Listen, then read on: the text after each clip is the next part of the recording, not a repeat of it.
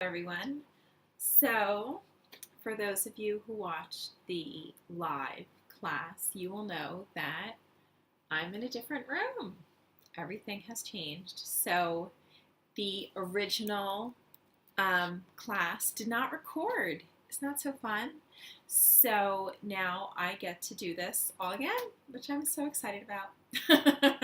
I guess Hashem wanted me to do this again and review it again. I actually heard a class that said that there's a saying in Hebrew, Gam zu l'tova, which means this too is for the best. So the speaker was saying that, like when I was in, this is what, not what the speaker was saying, but when I was in second grade, we had a teacher, Miss Schild, who I loved, and anytime anything bad happened, to us little kids in second grade, like I remember one time somebody's crayon spilled off their desk and landed with a bang and they rolled everywhere. It's like Gehenna for a second grader. It's like the worst thing that could happen to you. It's so embarrassing. And we had this song that we sang about Gam zu l'tova. I'm not going to sing. Gam zu l'tova, everything Hashem does is for the best. And so I heard the speaker who said, when people say Gam zu l'tova, this too is for the best, they kind of mean like, all right, this terrible thing happened, and I guess God knows what he's doing, and this too is for the best. Sort of like this cosmic shrug of the shoulders. And this speaker was saying that that's not what Gam zu l'tova means. Gam zu l'tova, this too is for the best, means this is the best thing that could have happened to me. I maybe don't understand how or why or what at this moment, but God doesn't do things that are like, God only does things that are the best possible case scenario to get you to where you want to be. So clearly, I needed to give this class twice in one night, so that is terrific. So I'm going to review everything, so even if you saw the webinar, if you feel like hearing it again differently, maybe this will be good for everybody. I guess it is, right? It happens, so it's good for everybody. Okay, so here we go. So Yom Kippur means the day of forgiveness. Oh, and let me just say that we are dedicating this class to the elevation of the soul of Ari Fold, whose full Hebrew name I did see right before this recording, but I don't remember it. You know what? Let me look it up 1 second. Indulge me for a second. He was a 45-year-old man, an activist for Israel, an American who lived here in Israel in the Gush, about 20 minutes away from me. And he was killed in a terrorist attack today. He was in the parking lot of his supermarket, and a 17-year-old Palestinian stabbed him. And Ari, while being fatally wounded, he had already been stabbed. After being stabbed, he pulled out his gun and chased after the terrorist who was running into the mall where the supermarket was. So God knows what could have happened next.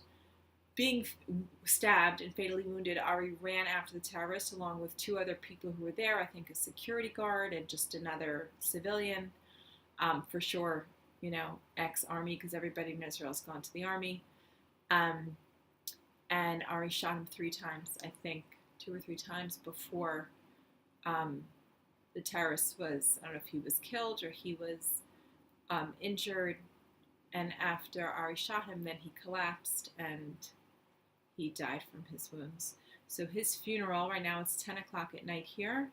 His funeral is going to be at 11:30 at night, because we have a tradition that we don't leave a body overnight in Israel, because there's so much holiness in the land and the holiness of the soul. It causes pain to the soul to have the body exposed and not buried, which is why Jewish funerals are usually very quick. We don't have a wake, we don't wait, we just, as soon as possible, we have the funeral. But outside of Israel, we wait until the next day. We don't have funerals at night outside of Israel, but in Israel we do. So his funeral is at 11:30 tonight. His name was Ari Yoel ben harav Yonah v'Miri.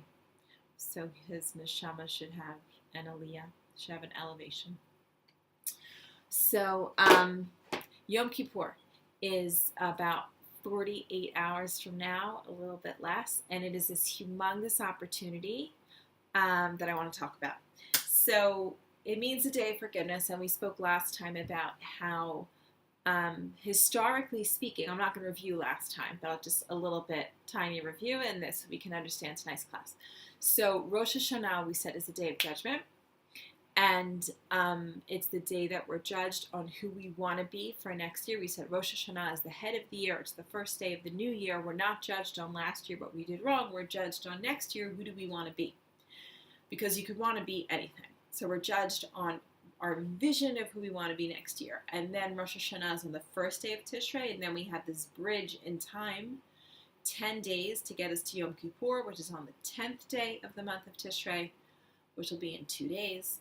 And these 10 days from Rosh Hashanah to Yom Kippur are called the 10 days of Tshuva, the 10 days of returning, which we'll understand in a second. And Yom Kippur is called the Day of Forgiveness. And historically speaking, what happened on Yom Kippur is that Moses, came down from Mount Sinai with the second set of the Ten Commandments, the second set of tablets. So we know the first ones had been destroyed because we worshiped the golden calf, which was this tremendous betrayal between the Jewish people and God. And so the first tablets were smashed and destroyed. And now Moses went back up to the mountain and brings down the second set of tablets, which symbolizes God's complete forgiveness of us, the Jewish people, and his renewal of his commitment and our renewal of our commitment to each other to have this, love affair of the ages between God and the Jewish people. And that happened on Yom Kippur.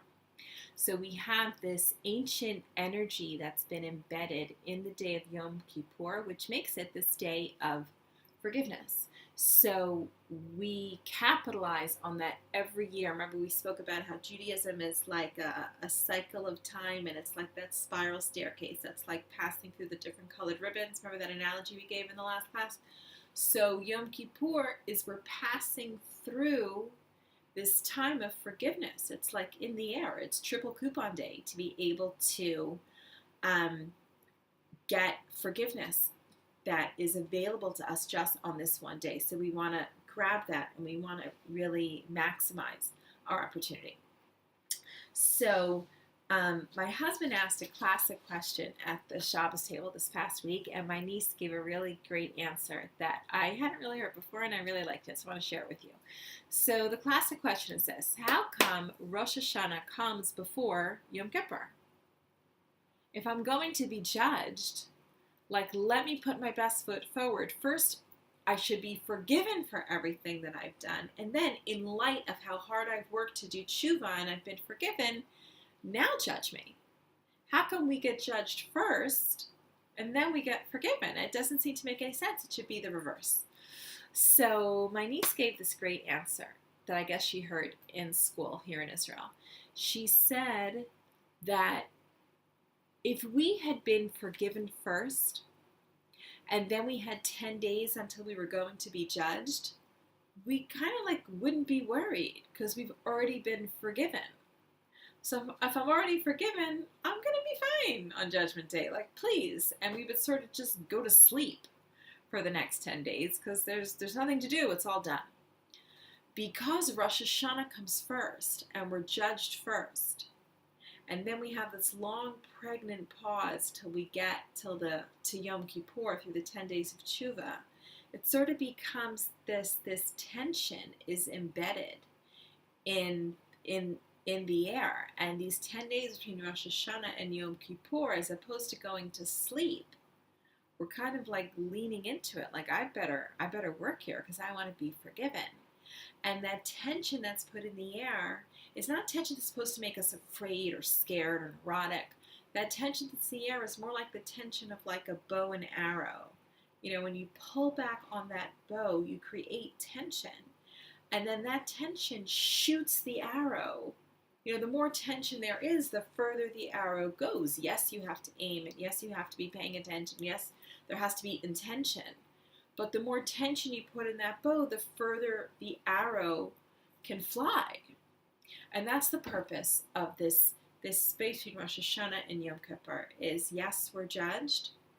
And then that tension is supposed to help really propel us into launching ourselves into this new year and into that potential the greatest rendition of who you can be this year. This launches you, this propels you into actually being able to reach that.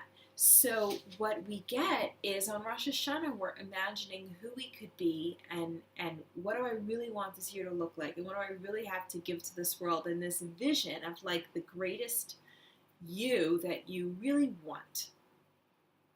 And then we have 10 days to think about, well, if that's who I really want to be, then why did I do that last year? Why did I say that? Why did I think that? Why did I neglect this part of me? Why did I not take care of this responsibility or that person? Why did I omit this? Why did I do this? We start seeing this juxtaposition of who I want to be versus who I'm being. And that contrast is supposed to really give us pause and make us think and be mindful and help us to focus on, well, if this is what I want, so what am I doing about it? And how can I make better choices to really reach that vision of who I know I really could be? And a famous example of this I saw when I was in South Africa this past summer. And we were in there's an amusement park called Gold Reef City, which is in Johannesburg or outside Johannesburg. And it's an amusement park that's built around this old abandoned gold mine. I think they'd exhausted, the gold that was there in the mine, and that's how Johannesburg became a city, is from the mines. There's no, it's not on a coast. There's no port. There's no river. Johannesburg became a city because of all of the mines that were there and how rich the area is. So this old abandoned gold mine. And one of the attractions in the amusement park is you can go down the elevator, down the shaft into the old mine. And, they give you a hard hat, and they give you a vest, and they give you like a flashlight, and you have a guide. And you go down this old elevator down into like the depths of the earth. You could still go down 50 more layers beyond where they let you go in this attraction, but still you're pretty far down. And while we were there, she's showing us around how the mine used to work and how the people used to, do this, do that, do that, do this, whatever. And then we came across this old wooden box. And engraved in the lid of the box was Alfred Nobel, dynamite explosives company. And the story goes that Alfred Nobel had an explosives company, dynamite. And one day he opened the newspaper and read his own obituary. The newspaper had made a mistake, and Alfred Nobel's brother had died, but somehow the journalist got it wrong and wrote an obituary for Alfred Nobel instead of his deceased brother. So there's Alfred Nobel reading his own obituary. And the obituary says, he's the king of dynamite. And he was horrified. He's like, this is my legacy that I'm leaving to the world? I'm the king of dynamite destruction? I don't want that to be my legacy. And from that mistaken, back to Gamzula Tova, right, the best thing that could have happened to you, from that mistaken obituary, he decided to use his fortune to create the Nobel Prize, the Nobel Peace Prize in literature and science and other areas. I think it's 5 different things they get a prize for, so that his name would become associated with the greatness that humanity has accomplished as opposed to destruction. And he so shifted his legacy that not so many people know this story. Not so many people know that Alfred Nobel was actually the king of dynamite and not the Nobel Peace Prize. and other prizes. So